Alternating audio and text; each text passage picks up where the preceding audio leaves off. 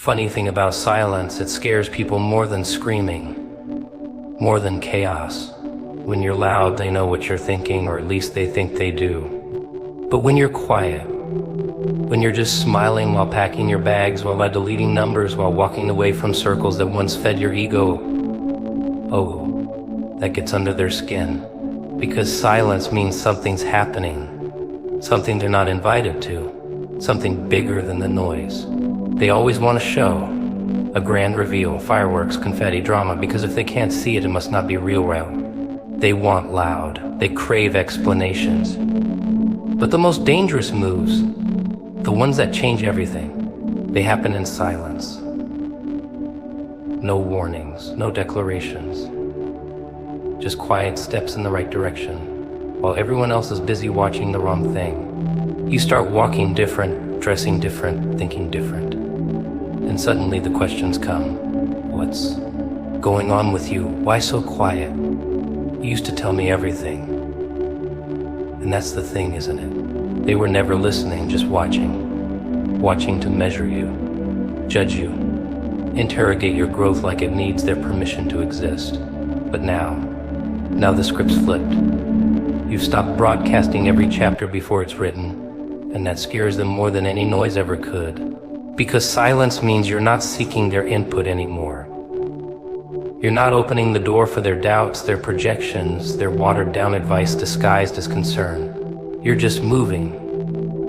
And oh, that gets under their skin. Because when people can't read your steps, they start writing their own version of your story, filling in the blanks with fear, assumptions, and jealousy. But none of that matters. Because this time, you're not moving for applause, you're moving for alignment. Silence protects. Not out of fear, but wisdom. It guards what's still growing. Because the second you open your mouth, people start planting seeds, not always good ones. Doubt, fear, distraction. And if you're not careful, you start watering weeds instead of roots. So now you zip your lips. You turn the volume down. You stop inviting spectators to a journey that requires faith, not feedback. See, silence is strategic. It keeps the enemy guessing. It keeps the fake ones nervous. It keeps your energy focused. And most importantly, it keeps you sane. Because when you stop explaining, you stop defending. And when you stop defending, you finally start becoming. No more approval chasing. No more oversharing. No more mistaking validation for vision. They think silence is weakness, that if you're not talking, you're probably lost. But the truth, silence is the sound of someone who knows where they're going and doesn't need a tour guide. Someone who's been through enough to understand that every time they opened up too early, they paid for it. In delays, in distractions, in unnecessary detours. So now it's different. Now it's personal. Now it's sacred. You don't have to explain why you're pulling back, why you're smiling more but speaking less, why you left the chat, unfollowed the noise, started eating alone. You're not ghosting, you're growing. And sometimes growth is lonely, not because you're unwanted, but because you're unavailable to small talk, to gossip, to opinions that can't see where you're headed. There's something divine about a silent move. It holds weight. It demands respect without ever raising its voice. People feel it. Even if they don't know what it is, they sense something shifting. They sense the pull. And they hate not being able to name it. Because if they can't name it, they can't control it. That's the power of silence. It creates mystery. And mystery makes small minds uncomfortable. They don't realize silence is the soundtrack of strategy. It's the space where the real work gets done, where prayers get louder and opinions get quieter, where blueprints are drawn and battles are won before anyone even knows there's a war. Because by the time they see it, the change, the success, the promise, it's already sealed, already done. Too late to sabotage, too late to spin the story. You keep walking, keep working, keep aligning. Not for show, not for clout, not for them. But because something in you knows this one's different. This move, it's holy. It's heavy. And it requires silence, not because you're afraid to speak, but because you know what happens when you speak too soon. The wrong ears hear the right thing and twist it until it doesn't look like your truth anymore. So this time you choose the quiet, not the weak kind. The powerful kind. The kind that walks past noise with a smirk. That trusts what's unseen more than what's said. That knows real moves don't need a microphone. They just need obedience, timing, and silence sharp enough to cut through every distraction trying to keep you from what's already yours. Funny how everyone says they believe until it's time to act like they do. Until it's time to pack the bags, delete the contacts, walk into a future that hasn't introduced itself yet. They say they've got faith, oh, they shout it from rooftops, but when it's time to prepare like the thing is already theirs, they stall. They wait for signs, for confirmation, for applause. They want to see it before they move, hear it before they trust, feel it before they follow. But belief doesn't beg for evidence. Belief moves in the dark. You can always tell who really believes by how they prepare, not by what they post, not by what they preach, by the quiet way they start building things nobody asked for, by the way they clean the house like company's coming even when the street's empty, by the way they walk into rooms like they already belong there, not from ego, but from expectation. That dangerous kind of expectation that dares to set the table before the meal shows up. That kind that makes people nervous because preparation is loud in the spirit, even if it's silent in the flesh. They'll look at you sideways. Ask you why you're acting different. Why you're dressing like royalty when you're still in the waiting room. Why you're so calm when nothing's changed. And that's when you smile because everything has changed. Not out there, no, inside. The moment you believed it, the moment you decided the outcome was already written, your actions changed. You started walking like the blessing already had your name on it. Started making room for a life that hasn't shown up yet, but will. And they don't get that kind of mindset. They've never met that level of faith. See, proclamation is easy. Talking is cheap. Anybody can scream about what's coming, but can they live like it's coming? Can they rearrange their schedule, change their circle, adjust their diet, clean up their habits for something they haven't seen yet? That's the real test. That's where faith turns into fire. When it costs you comfort. When it asks you to move like the promise is on the other side of that next step, even if all you see is fog. People think silence means nothing's happening. But silence is the sound of preparation. It's the sound of someone who isn't waiting for applause to validate their obedience. Someone who's not performing belief but embodying it. They don't need to prove anything. They're too busy getting ready, and you can see it in the way they carry themselves. In the way they let go of old things without tears. In the way they talk less and build more. You want to know if someone really believes they're about to walk into a new season. Watch how they treat their current one. Do they resent it? Or do they respect it? Because real preparation isn't bitter, it's intentional. It's patient, it's focused. It's the artist painting the masterpiece before the gallery ever opens. The soldier sharpening the blade before the war is even called. The bride picking out the dress before the proposal. Not because they're crazy, but because they know what's coming. And the ones who laugh, the ones who mock your preparation, let them. They laughed at Noah, too, until the rain came. Let them roll their eyes while you set the foundation. Let them gossip while you organize your life for a blessing they can't see. Because by the time it shows up, you won't have to say a word. Your preparation will speak for itself. It'll scream through every door that opens. Every opportunity that fits perfectly.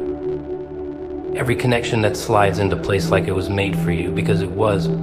The promise doesn't wait for the loudest one. It waits for the ready one. And getting ready isn't glamorous. It's not cute. It's not posted. It's you alone fixing things, finishing things, pruning things.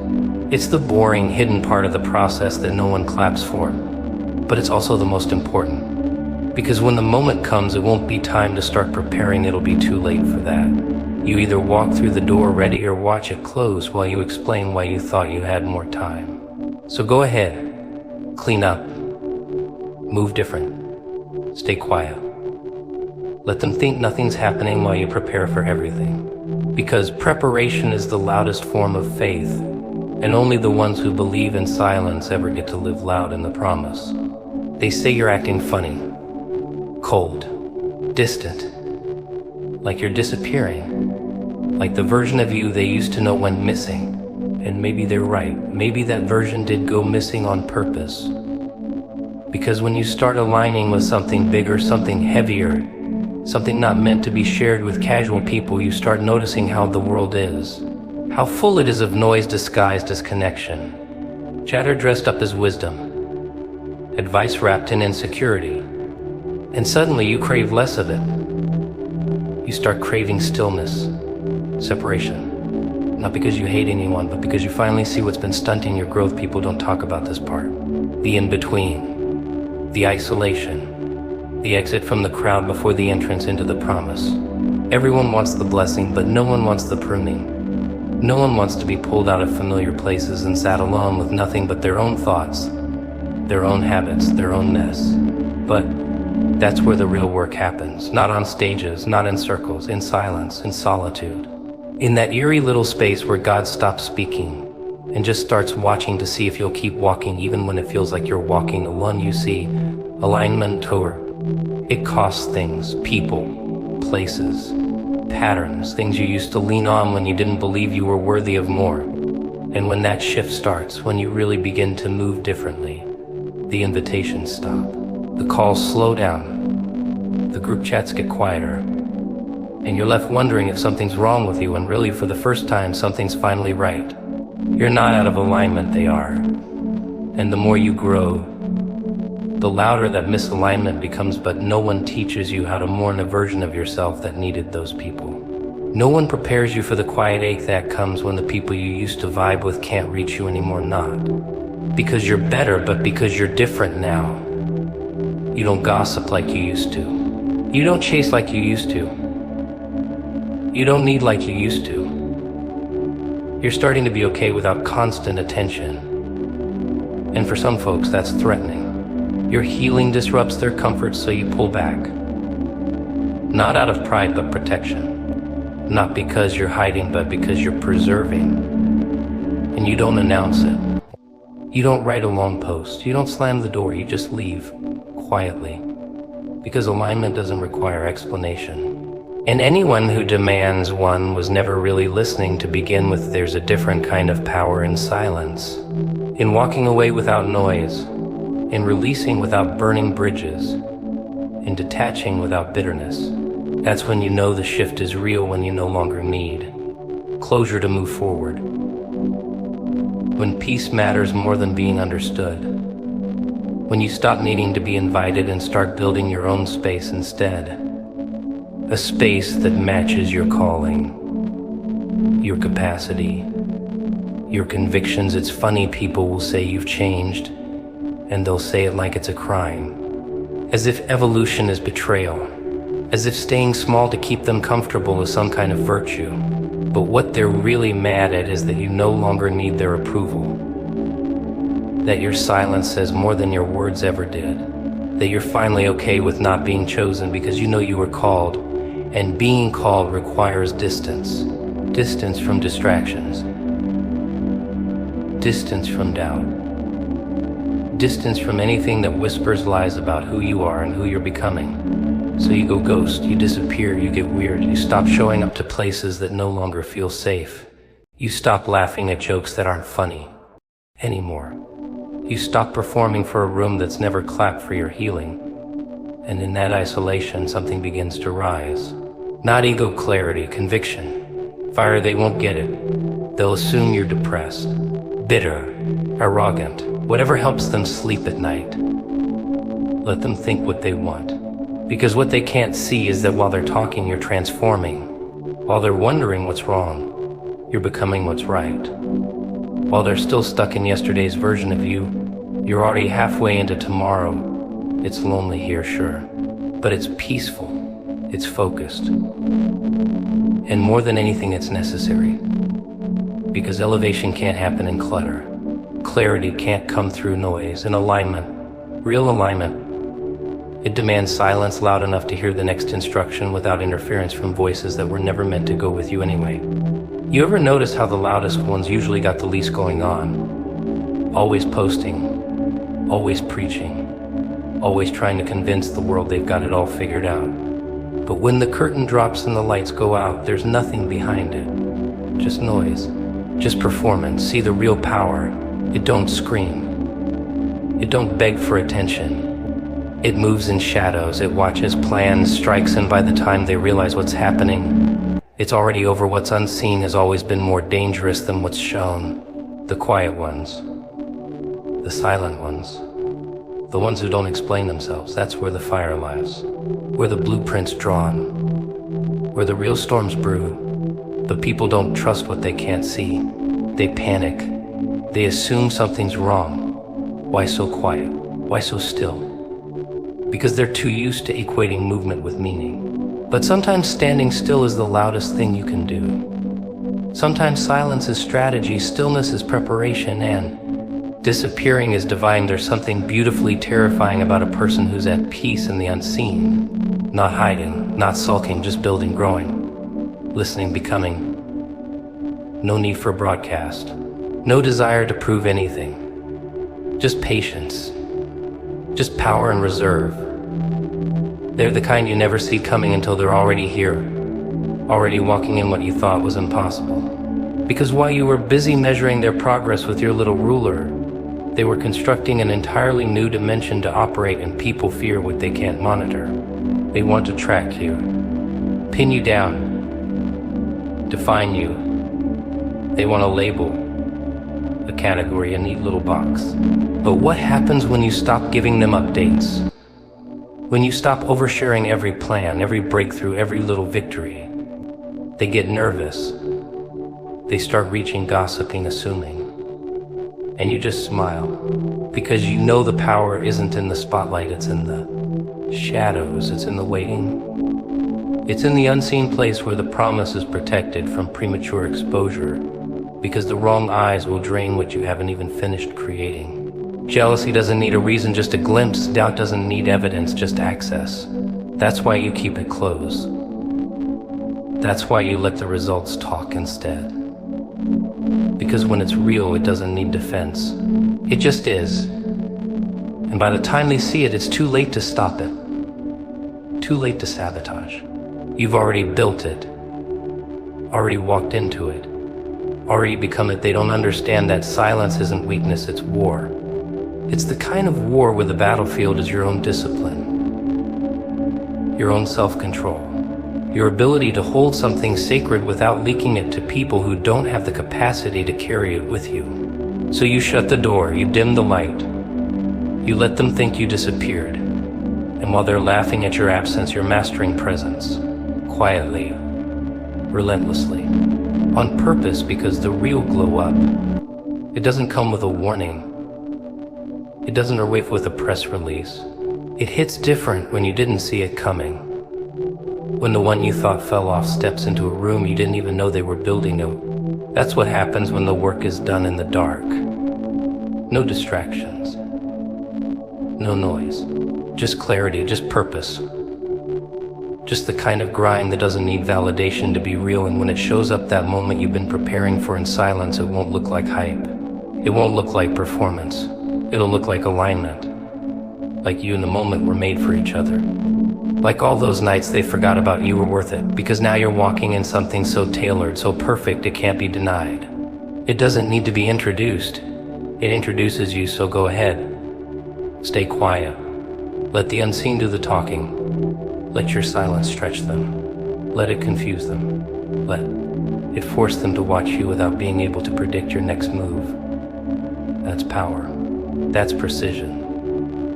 That's the kind of mystery that makes average minds uncomfortable.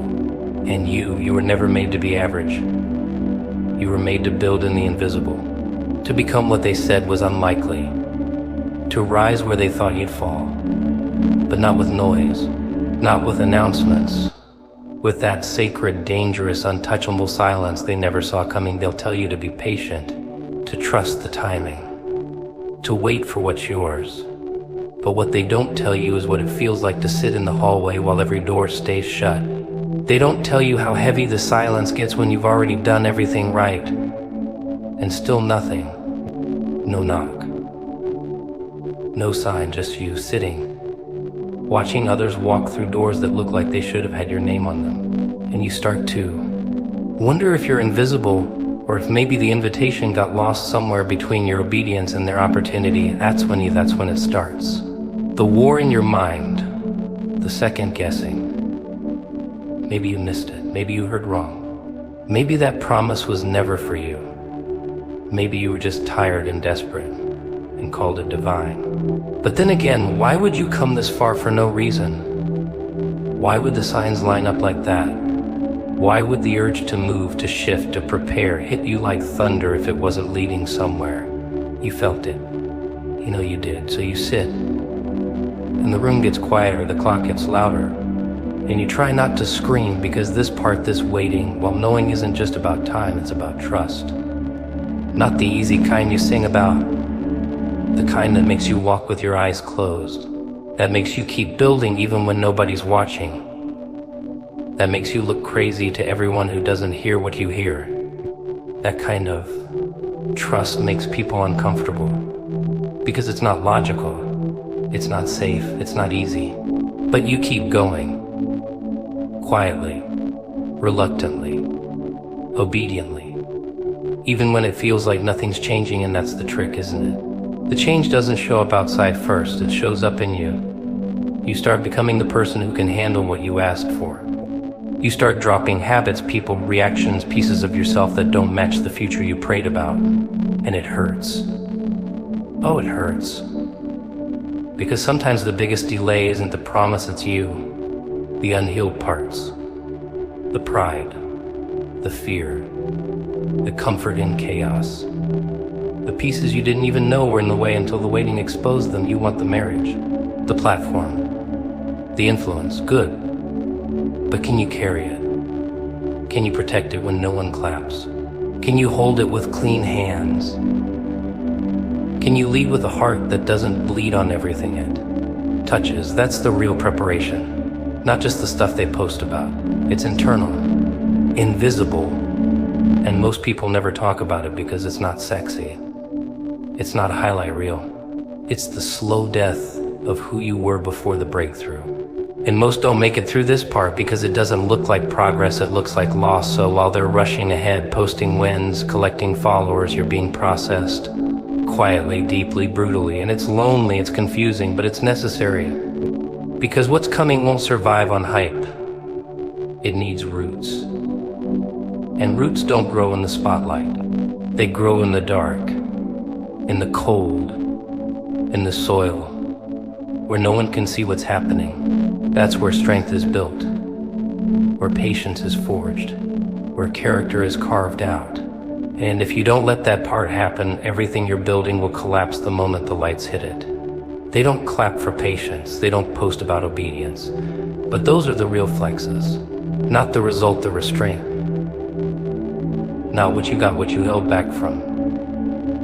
The rooms you could have entered but didn't. The shortcuts you could have taken but chose not to. The people you could have begged to stay but released instead. That's the proof that you're ready. Not the loud moves, but the quiet refusals. The private disciplines. The internal victories that nobody sees but heaven. And still you wait. Not because nothing's happening, but because too much is. You're becoming something that can't be rushed, can't be skipped, can't be microwaved for convenience. This thing you're being shaped for requires a version of you that doesn't bend under pressure, that doesn't fold when no one supports it, that doesn't give up when it's not praised. And to become that, you've got to sit in rooms that break you just enough to rebuild you. You'll want to speak, to explain, to prove, but don't. Stay quiet, let them wonder, let them misread it, let them laugh, let them count you out. That silence, that stillness, it's not weakness, it's war strategy. It's you learning how to hold power without announcing it, how to carry peace without permission, how to become dangerous without ever raising your voice. Because when the moment finally comes and you won't have to make noise, You'll just walk through the door like it was always yours, and the silence will have already prepared the room.